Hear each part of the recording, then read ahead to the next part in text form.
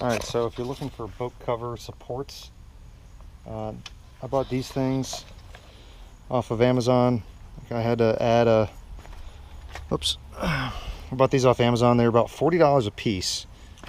I had to add a towel to it and duct tape it to it because it's got, look, it had like metal, had like a screw sitting here, and it looked like it was just gonna poke its way right through my boat cover.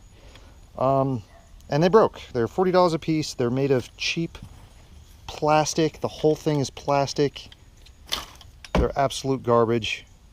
Don't buy them. They suck. Okay, I have a 2003 Bayliner 205 with a 5.0 mercruiser engine. And I couldn't find any videos on how replacing the steering cable for these kinds of boats, especially an inboard motor.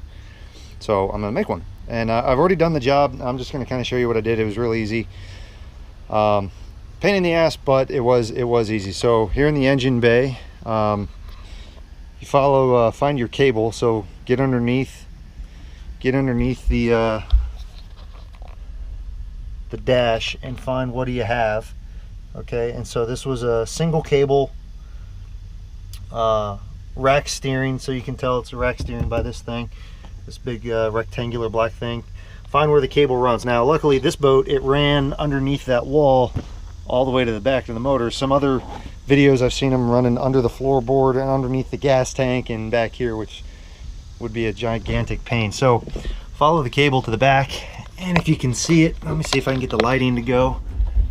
In the back of the motor here, you can find the cable runs right here, right there, and with some couple of hand tools you can put a wrench on that, and then you can grab the other side of right here and put, let's see if I can find it, there it is behind these cables.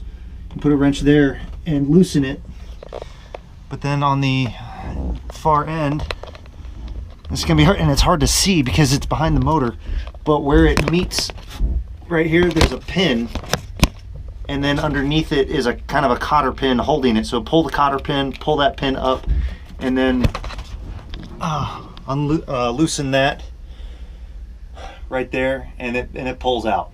The only thing you need to know is how many cables you need and what kind of steering you have on the boat. So I looked up mine online, and it was a 16-foot cable. I probably could have gotten away with a 15-foot cable, but a 16-foot cable was more than enough. And I just stick it up underneath the under here, and it runs back to the back of the motor, and it's an easy job. It's a pain in the butt just because it's in the back of the motor, but it's really not that difficult. So now I'm gonna top off the power steering fluid, and that'll be that.